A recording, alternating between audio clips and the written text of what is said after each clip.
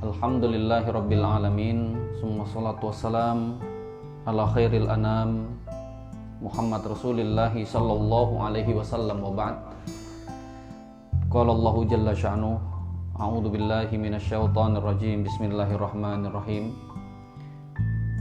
Ya ayyuhalladzina amanu taqullaha haqqa tuqatih wa la tamutunna illa wa antum muslimun. Al-ayah. Wa qala Rasul sallallahu alaihi wasallam, fa inna asdaqal hadisi kitabullah wa khairal huda huda nabiyina Muhammadin sallallahu alaihi wasallam. Ikhwatil kiram rahimani Allah wa iyyakum ajmain. Alhamdulillahirabbil alamin. Pada kesempatan sore hari ini, di hari Kamis sore, kita bisa menghadiri, mudah-mudahan menghadiri kajian rutin kita. Mudah-mudahan ibu-ibu dan jamaah yang berkesempatan hadir dan terus istiqomah di dalam menuntut ilmu, insya Allah mudah-mudahan selalu di dalam lindungan Allah Jalla Sya'nuh. Suatu saat kita akan begitu bahagia karena pernah di dalam hidup ini kita benar-benar serius di dalam urusan ilmu. Ilmu itu adalah sesuatu yang sangat penting, sehingga di dalam Islam hukumnya adalah hak wajib.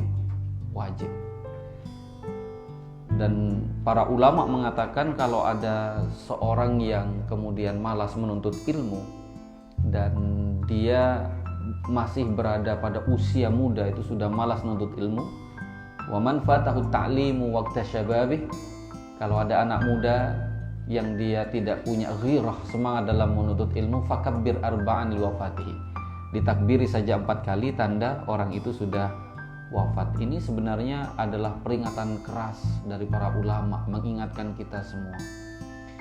Kalau dunia ini sudah diisi oleh orang-orang yang tidak berilmu, fantadhiris sa'ah, maka tinggal tunggu tanggal kehancuran dari daerah itu, dari negeri itu, dari tempat itu, dari bumi yang kita diami ini. Ikhwatil kiram, oleh karenanya kita wajib untuk menyajikan kepada anak-anak kita bahwa orang tua mereka itu, ya kita ini adalah orang-orang yang betul-betul memberikan porsi yang serius di dalam hal menuntut ilmu.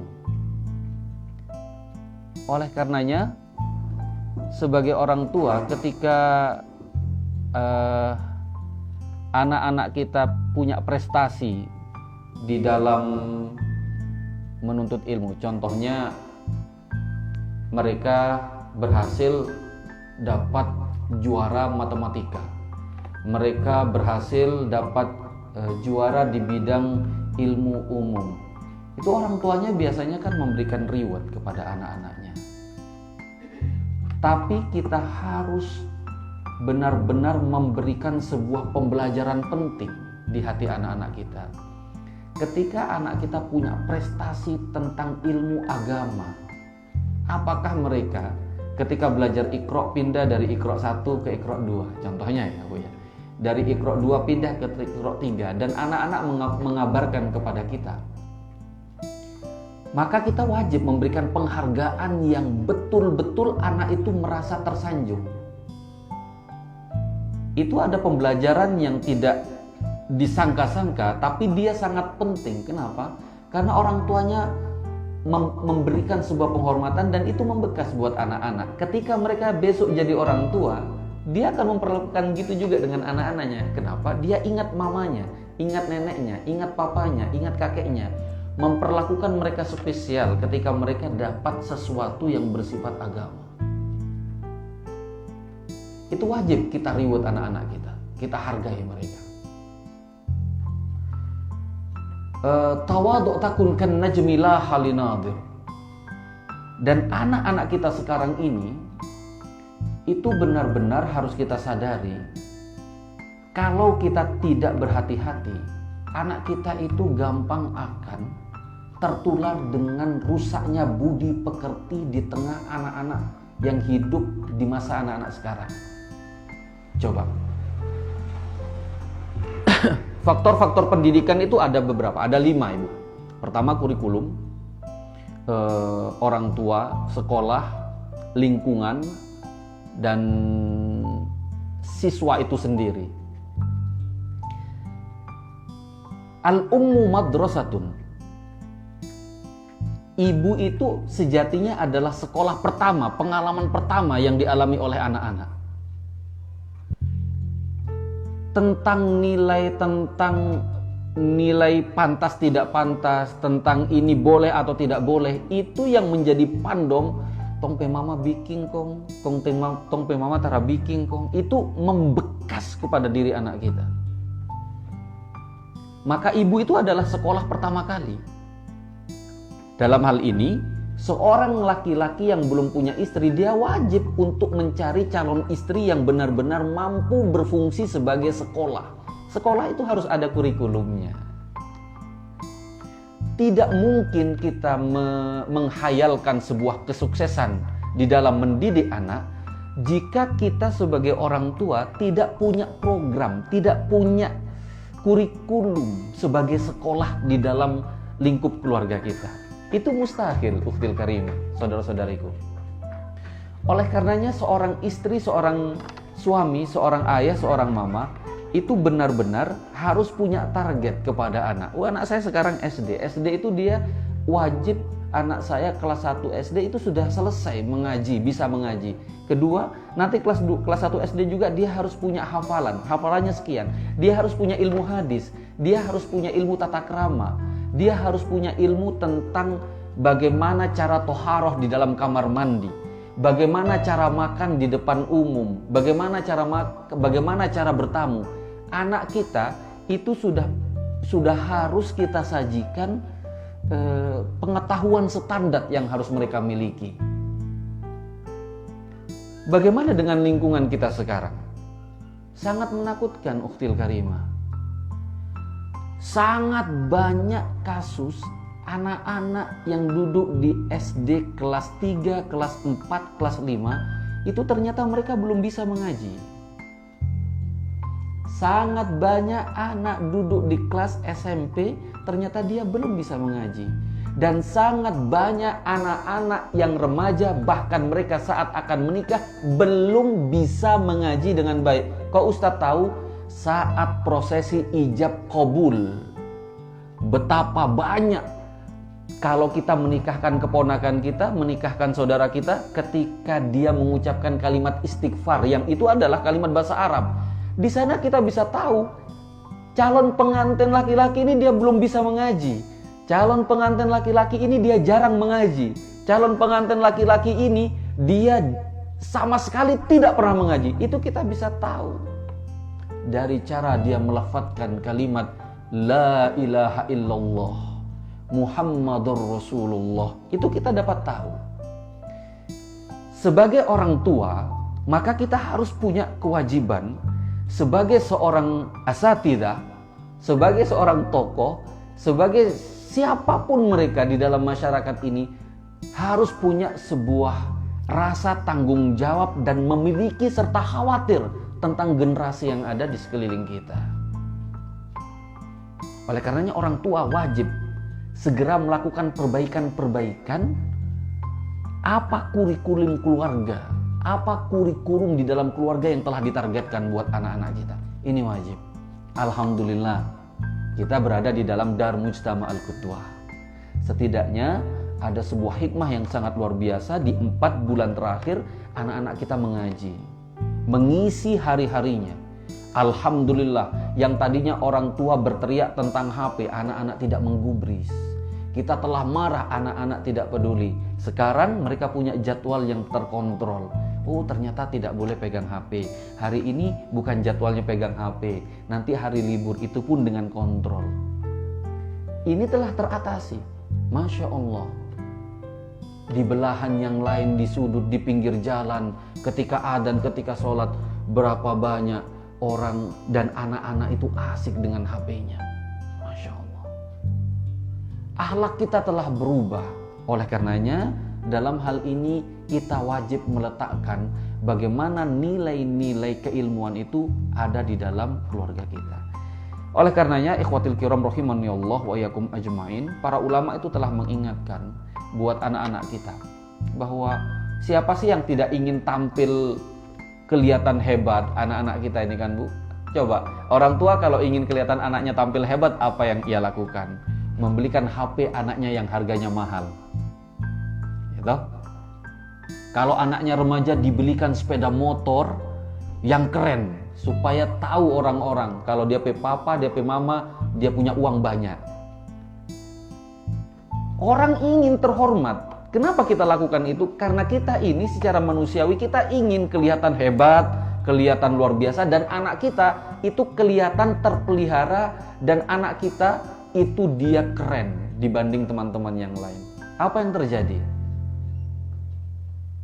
Kalau orang tua tidak hati-hati, justru memfasilitasi sesuatu yang tidak dibutuhkan anak, itu akan merusak pola pikir anaknya tadi.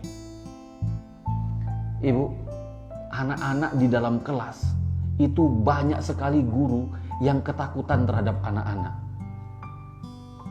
Iya, banyak sekali guru yang tidak enjoy dengan sikapnya anak-anak. Kenapa? Anak-anak mulai berani. Kenapa anak mulai berani? Orang tuanya yang mengedukasi seperti itu. Lihat anak-anak kita di pinggiran jalan, saya melihat langsung ketika ada di jalan kita tegur, ayo ke masjid sekarang, mau nipe anak kok. Seenak itu jawaban mereka.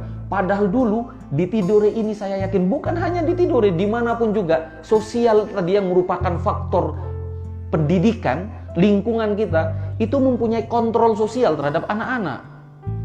Mau anaknya siapapun juga, kalau sudah terhim dia masih pegang bola, orang akan marah, lingkungannya akan tidak terima. Anaknya siapapun juga, kenapa? Itu tidak baik, itu tidak pantas, itu tidak elok. Sekarang anak kita tidak punya lingkungan sehat seperti itu. Bahkan ada anak yang keluar dari rumah, pamit sholat sama orang tuanya pakai pakaian sholat, yang lain sudah amin, dia masih asik di pinggir jalan dengan pakaian sholat, tapi dia main HP. Banyak terjadi di sudut-sudut. Dan tiba-tiba sosial kita itu Bu, dia tidak mampu untuk mengingatkan anak-anak ini lagi. Kenapa? Anak-anak jadi sesuatu yang beringas buat orang tua-tua. Anak-anak menjadi liar jawabannya. Ini bukan urusan Anda. Saya bukan anak Anda tidak berhak ngingatin saya. Urus anak-anak sendiri. Lingkungan kita itu seperti itu kalau kita tidak hati-hati. Oleh karenanya, orang tua yang berilmu ketika melihat anak, ingin anaknya tampil wah hebat, tidak salah, wajib itu justru. Harus orang tua, tapi harus ada ilmunya. Bagaimana ilmunya? Para ulama mengatakan, kalau kamu ingin tampil menawan, menarik, tapi yang kamu rubah itu adalah gaya kamu, baju kamu, kerudung kamu, celana kamu kalau laki-laki, sepeda motor kamu, lagak kamu, ini kamu, itu kamu, maka itu sama sekali tidak akan mengantarkan anak kita hebat. Tidak. Kapan anak kita kelihatan hebat? Kalau anak kita itu dia punya standar ilmu agama tentang akhlak. Bagaimana cara berjalan, bagaimana berhadapan dengan orang tua, bagaimana memperlakukan mamanya, bagaimana ketika di rumah ada tamu, bagaimana sopan santun ketika orang tuanya berbicara dengan orang tua yang lain dan anak itu akan masuk untuk memerlukan orang tuanya. Ini harus dipraktekkan. Anak kita harus diajari sedetail-detailnya tentang nilai akhlak. Dan orang tua harus bekerja dengan guru-guru yang mereka percaya untuk mendidik anaknya. Karena itu sudah syarat di dalam menuntut ilmu. Alhamdulillah, Darul Mujtama Al-Qudwah kita mengimpikan suatu saat dalam waktu yang dekat, insya Allah, mudah-mudahan Allah ridho, kita sanggup membuat sesuatu, membuat sarana yang di sana ada layanan edukasi, ada layanan pendidikan yang hebat buat anak-anak kita. Ikhwatil kiram, a'azzani Allah wa iyyakum ajmain. Kalau anak kita tadi kembali ya, ada seorang ulama itu mengatakan, nah Kalau kamu ingin hebat, walaupun dari keluarga yang hebat ya, tapi kamu itu yang kamu rubah itu adalah baju kamu, itu kamu tidak akan pernah kelihatan hebat kalau kamu tidak punya akhlak yang baik. Tapi ketika kamu punya akhlak yang baik, tata keramanya ada, fakullu ridain yartadihi jamil. Cantik sekali para ulama mengatakan. Maka nak, kamu mau pakai pakaian warna apapun juga, model apapun juga, kalau akhlak kamu itu sudah baik, maka kamu akan kelihatan hebat, akan kelihatan luar biasa. Dan orang yang melihat akan senang. Kalau ada anak yang sopan, berbicaranya sopan. Ya Bu ya, coba kita bertemu di jalan dengan anak seusia anak kita. Misalkan anak kita usia 10 tahun ya. Kemudian kita bertemu dengan anaknya orang lain, kita tidak tahu ini anaknya siapa. Terjadi kontak verbal dengan kita, entah dalam satu urusan di jalan. Kita ngomong, anak itu kelihatan begitu sopan. Dia begitu sopan. Dia lembut, dia tahu apa yang harus ia lakukan. Kalau kita membutuhkan sesuatu, dia merespon kita dengan baik. Kira-kira apa yang ada dalam benak kita seperti itu? Pasti kita akan bilang, seandainya anaknya saya seperti itu, ini anaknya siapa, sekolah di mana? Dia tanya banyak hal. Dan dia ingin nanti anaknya sekolah di tempat anak yang tadi yang berakhlak itu, dan orang tua ingin anaknya berguru kepada anak yang berakhlak tadi. Dimanapun itu. Nah, ini membuktikan ikhwatil kiram bahwa mari kita bekerja sama dengan penuh kesadaran bahwa sebagai orang tua dan sebagai keluarga besar di dalam Yayasan Darul Mujtama Al-Qudwah ini, mari kita bergandeng tangan untuk menciptakan milieu, untuk menciptakan lingkungan yang sehat buat anak-anak kita, menghabiskan masa-masa emas dia dalam masa anak-anak. Orang hidup itu kalau pakar psikologi kan terbagi menjadi 5 bagian ya Bu ya. Pertama adalah bagian masa balita, dari lahir sampai usia 5 tahun. Kemudian masa anak-anak itu dari usia 6 sampai 12 tahun, masa SD. Kemudian masa murahaqah, masa pancaroba itu antara usia 13, 12. Kalau anak perempuan ada yang 9 tahun, 10 tahun sampai usia 14 tahun, masa peralihan. Kalau anak laki-laki dia sudah bermimpi basah, sudah balik. Yang perempuan dia sudah datang tamu bulanannya. Itu di usia rentang 9 sampai 14 untuk anak perempuan, dan antara usia 11 sampai 14 untuk anak laki-laki. Di masa remaja itu dia dari usia 14 sampai usia 25 tahun. Ini disebut dengan masa remaja.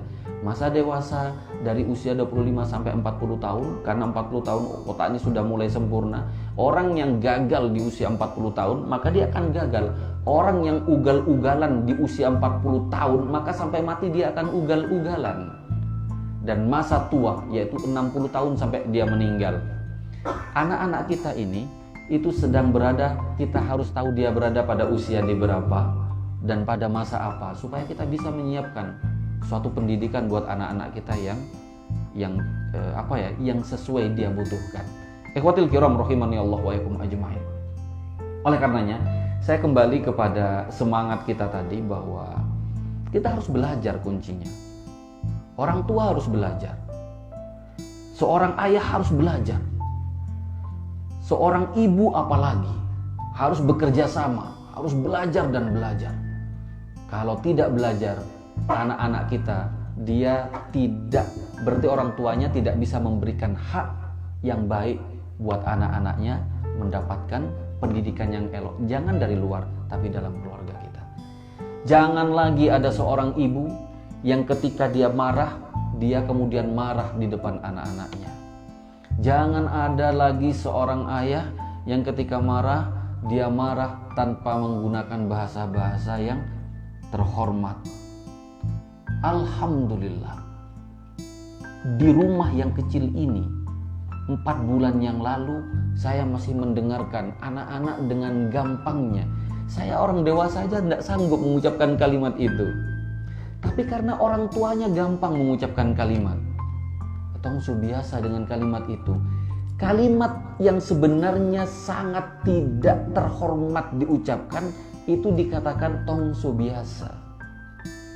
bertahan dengan kebiasaan yang salah diwariskan kepada anak-anak, ini berpotensi menjadi dosa yang terus mengalir. Itu terjadi di tengah-tengah kita karena kita ini sudah biasa. Itu bahasa kalau orang itu akrab seperti itu, Ustadz. Padahal kalimat itu adalah kalimat yang sangat sudah mengandung pornografi, mengandung kekerasan, tapi kita anggap itu sesuatu yang biasa-biasa saja. Saya mengucapkan, memberikan contoh aja tidak sampai memang gitu. Kita di sini, Masya Allah, bahkan di dalam masjid dipanggil Pak Haji, mohon maaf. Dipanggil Ustadz, mohon maaf. Ketika dia kaget, dia menggunakan kalimat itu dengan tanpa merasa bersalah. Karena sudah dianggap ini orang subiasa. Wal'iyadzubillah. Bagaimana dengan anak-anak kita? Masya Allah. Ini Ibu, kita harus khawatir di sini. Saya khawatir sekali. Oleh karenanya, mudah-mudahan anak-anak yang ngaji di sini, kalau saya ditanya, Ustadz, bagaimana libur? Tadi saya mau bilang, tidak. Kalau ke Akeh Sahu semuanya, ini anak saya harus ke sana semua. Bukan hanya anak saya saja, ini sudah anak saya harus ke sana semuanya. Supaya mereka tetap dapat milieu yang sehat. Kalau sudah pulang nanti mamanya sibuk di rumah, papanya sibuk ada di mana, anaknya kembali kepada HP lagi. Ya kan? Dan itu jurus sakti seorang tua ketika dia tidak sanggup untuk memberikan pengganti kegiatan buat anak-anak. Pasti HP. Ya kan, Bu? Coba. Oke, kita di dalam rumah, saya sudah sepakat sama ini harus dibatasi. Tapi ada saat-saat di mana orang tua berhadapan dengan sibuk, panik dengan pekerjaan yang tidak selesai. Dituntut untuk selesai, panik. Ternyata suaminya juga panik. Kakek neneknya juga panik. Anak-anak tidak ada yang ngerawat. Orang tua akan bilang, khusus hari ini saja nak ya, mama kasih izin pegang HP. Tapi HP jadi solusi akhir. Betul tidak? Kenapa kok Ustaz tahu? Karena saya juga pengalaman. Ya Uma ya. Saya dengan istri saya, kita pengalaman. Kalau Ustadz saja kayak begitu, apalagi yang bukan Ustadzah. Ya Bu ya. Supaya Ibu tidak merasa tertekan, saya contohkan diri saya lah. Kita sering kalah. Dan saya tanya sama anak-anak, kenapa pegang HP tadi malam sampai jam berapa? Barang papa sibuk, mama sibuk, udah ada yang jaga, saya kita dikasih HP. Oh ya, pintar. Jadi jangan sembarangan ngasih HP, karena saya akan tanya anak-anaknya nanti. Masya Allah. Oleh karenanya, ikhwatul kiram, ayo kita harus kerjasama menciptakan suasana ini, sehingga anak-anak kita bisa mendapatkan haknya, untuk mendapatkan lingkungan yang sehat tadi. Wal'iyadzubillah. Kalau sampai anak-anak ini dia terbawa-bawa dengan satu kebiasaan yang sudah sangat menakutkan. Terlebih kita itu sering begini Bu ya. Ini kebiasaan kita Ustadz. Ini sudah dari dulu. Padahal kebiasaan itu salah. Tapi kita lanjutkan karena orang lihat tompe orang tua dulu seperti itu. Dan kita berpendapat apa yang dilakukan tompe orang tua itu benar. Padahal salah. Ibu, contohnya seperti apa? Contohnya kalimat-kalimat tadi, kalimat sumpah serapah, mohon maaf, yang berbau pornografi tadi. Itu kenapa? Mungkin karena orang tua kita dulu terbiasa, padahal itu salah. Salah itu jangan dilanjutkan, diputus, jangan diwariskan kepada anak-anak. Kesalahan fatal yang sebelum saya tutup ini Bu, nanti kita lanjut pada tanya jawab. Kesalahan fatal lagi di dalam akidah kita yang muncul di dalam kalimat. Kalimat apa? Kalimat tauhid kita. Kalimat tauhid. Kalimat yang menunjukkan keislaman kita. Kalimatnya itu apa Ibu? Apa kalimat? La ilaha illallah. Kalimat la ilaha illallah itu ada dua bagian. An-nafyu wal itsbat.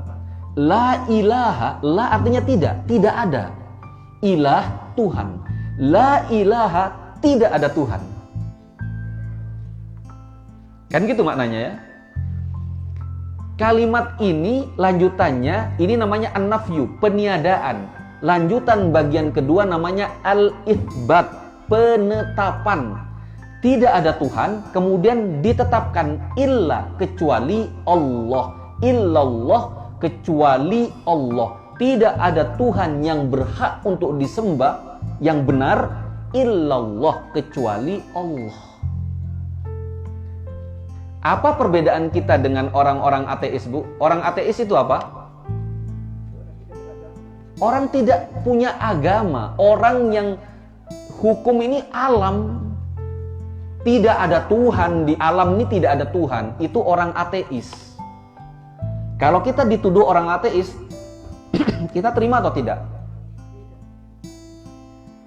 Tapi bagaimana kalau saya bisa menampakkan dan menunjukkan ada ucapan ateis yang telah mendarah daging di mulut kita? Contohnya bagaimana, Ibu? Kalimat tauhid kita tadi. Coba, ketika kita kaget, ketika kita senang mendapat satu informasi, kongtong kaget, la ilaha Ibu tahu artinya itu? Tidak ada Tuhan nih. Dan kita berhenti di situ. Ustadz bilang begitu. Ulama ditiduri begitu. Orang tua begitu. Orang yang berilmu begitu. Orang yang tidak ada berilmu ya begitu. Orang yang ada di dalam masjid begitu. Orang yang tak pernah sampai di masjid begitu.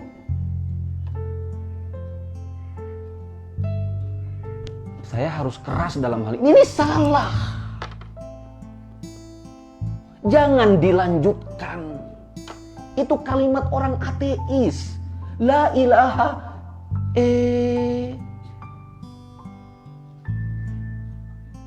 Ustadz, tongso biasa. Siapa yang mendidik biasa? Coba. Siapa yang mendidik biasa? Tompe orang tua-tua. Kalau orang tua salah, jangan dilanjutkan ke anak-anak kita. Atau saya salah? Betul kan? Kenapa bertahan itu? Ibu, itu kalimat orang ateis. Itu masalah akidah kita. Bagaimana kita siang malam sholat, berdoa, mengaji, kaget sedikit tidak ada Tuhan.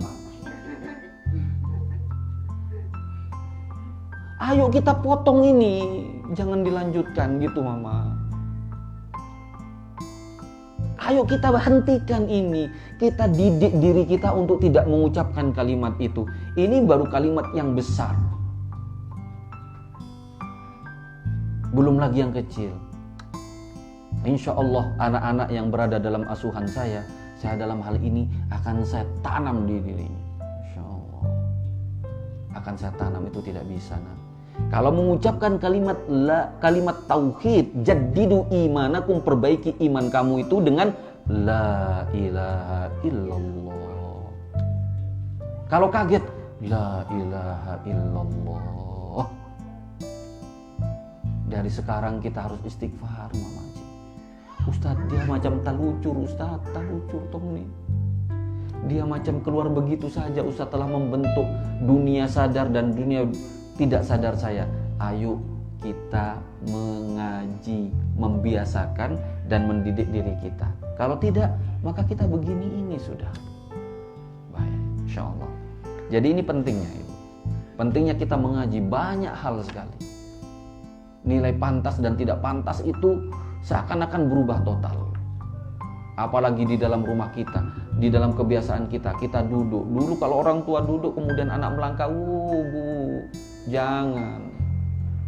Akan orang tua kita marah. Sekarang ya Allah, orang tua tidur medong melangkah ke sana. Ya kan?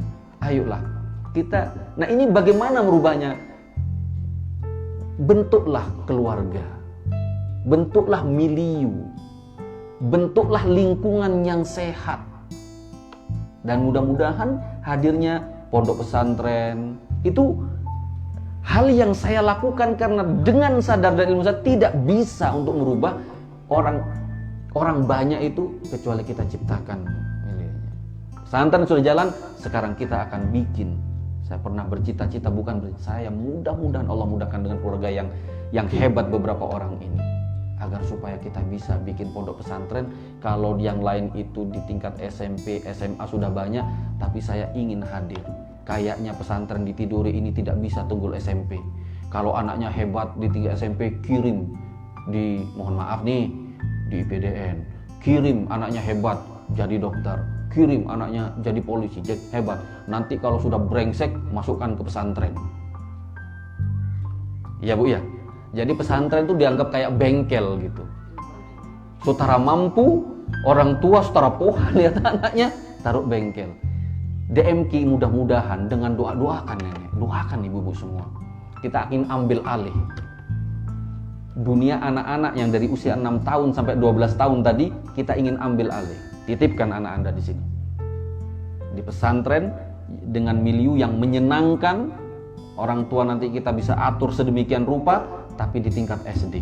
Insya Allah. Ini saya yakin belum dibuka, pendaftaran sudah full. Ya, seperti itu. Mudah-mudahan di tahun 2021, mudah-mudahan Allah meringankan, memudahkan yang susah, sehingga di daerah kita ini ada yang terselamatkan. Kalau orang yang berpikir itu tidak sampai berpikir ke sana, maka kita akan hancur. Hidup ini terbatas. Ayo kita yang masih peduli, masih diberi kehidupan, masih bernafas di usia 40, 50, 60 ini, ayo kita bersinergi. Ayo kita ciptakan lingkungan yang sehat buat anak-anak kita. Amin ya rabbal alamin. Ikhwatil kiram, a'azzani Allah wa yakum ajma'in.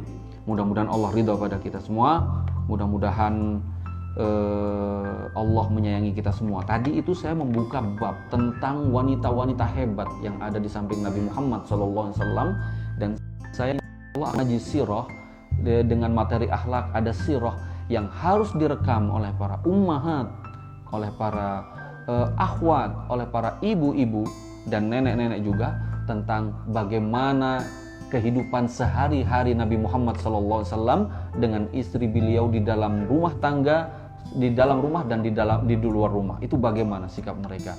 Tadi kita akan mulai dengan Fatimah putri Nabi Muhammad, dan kemudian dengan istri Nabi Muhammad SAW, Ummahatul Mukminin Khadijah binti Khuwailid. Tapi saya hanya membuka karena tadi langsung bicara tentang faktor-faktor pendidikan gitu kan. Mungkin karena Ibu Ben ada, kemudian saya tergerak bicara ke sana itu. Insya Allah. Dan alhamdulillah, semua yang kemarin anaknya hadir, cucunya hadir, saya ingin kasih tahu. Yang cucunya mama hadir kemarin ngaji di hari Rabu ya. Kemarin hari Rabu ya.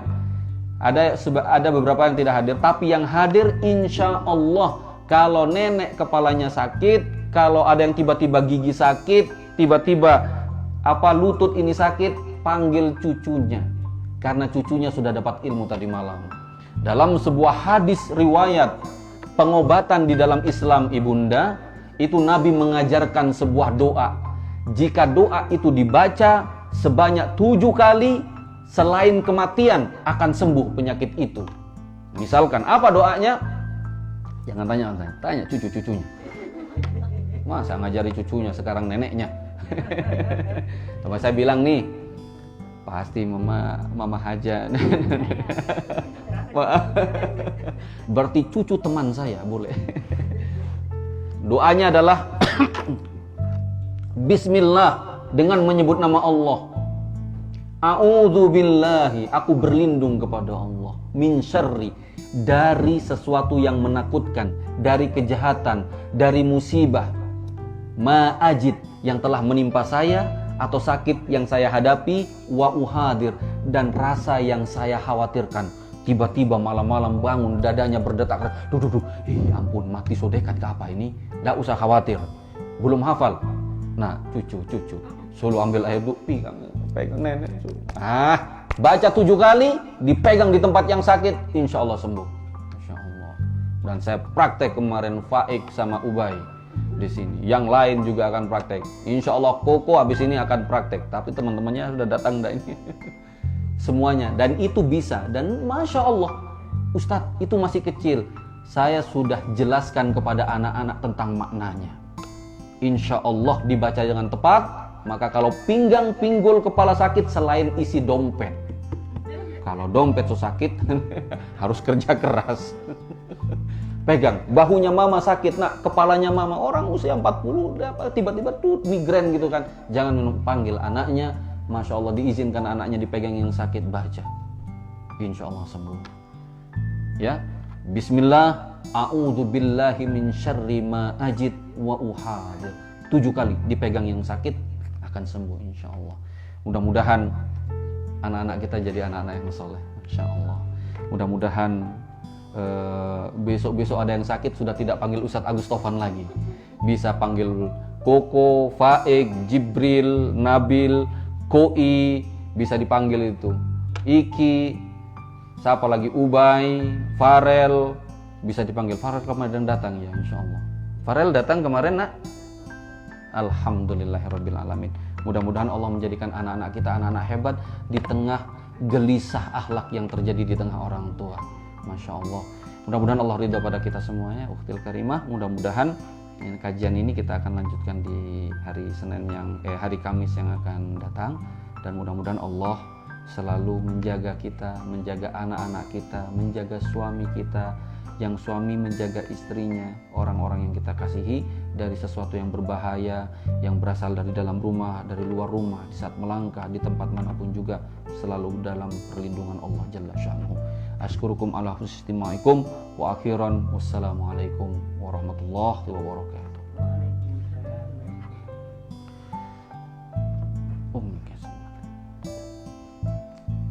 Ada yang mau ditanyakan? Maksudnya Bapak di ini dulu.